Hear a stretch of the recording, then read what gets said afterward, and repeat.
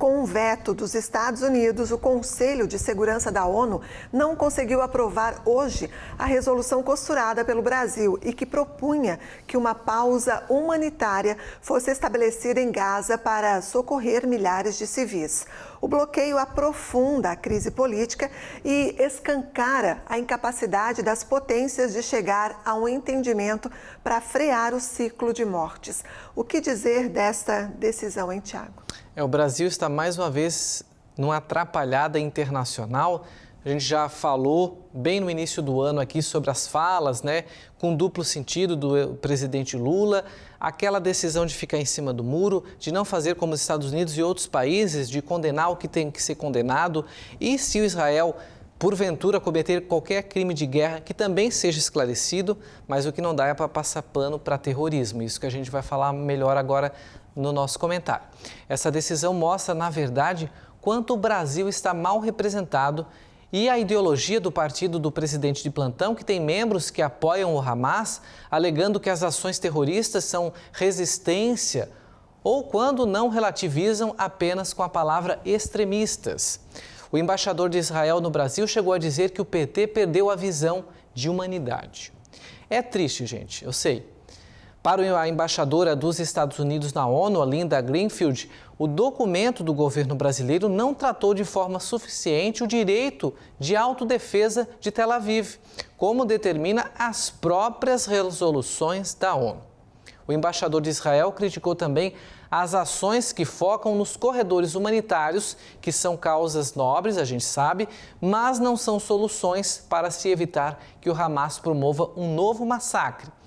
Mas o mais vergonhoso foi que o Conselho sequer condenou o ataque terrorista do Hamas, grupo único e exclusivo responsável por essa crise de fogo que assola o Oriente Médio.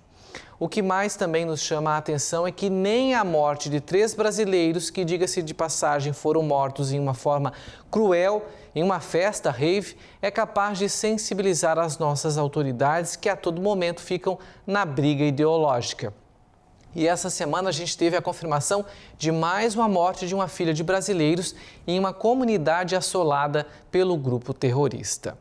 Portanto, são muitos erros e muitas perguntas sem respostas, pontas soltas que deixam a população brasileira mais que preocupada com as passadas de pano e aquele velho método de ficar em cima do muro que o governo brasileiro insiste em manter.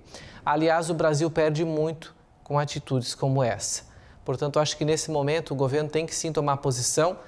Teve até uma declaração do ministro das Relações Internacionais de dizer que tinha um interlocutor conversando com o Hamas, que o governo não gosta de falar isso, mas era necessário e está tudo certo, porque os brasileiros estavam numa escola dentro do território da faixa de Gaza e você vai negociar com quem quando é um território dominado pelo grupo terrorista? Com os próprios terroristas.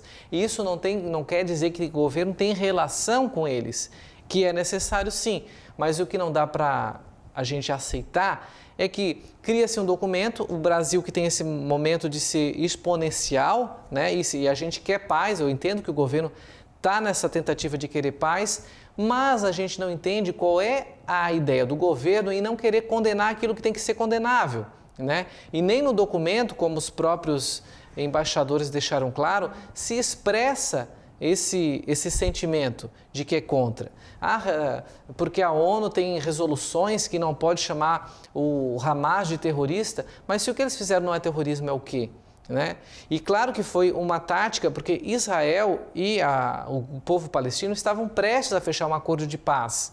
Então soa muito estranho o Hamas, que quer ter esse domínio de interesse numa região de ser porque é uma ditadura, de continuar sendo dominante naquele território, atacar Israel nesse momento. Porque vale lembrar que Israel e o próprio Egito já tiveram momentos de conflitos bem tensos, tanto quanto esse momento de agora. E já tem lá um selo de paz estabelecido há muitos anos. E estava-se prestes a criar esse novo momento, até porque Israel, em 2005, já abriu mão do território palestino e agora iria, digamos assim, oficializar esse desmembramento, se é assim que a gente pode falar. Mas veio essa surpresa que ninguém esperava no Oriente Médio e por isso que se diz que tudo o que está ocorrendo, única e exclusivamente, é culpa dos atos terroristas do Hamas.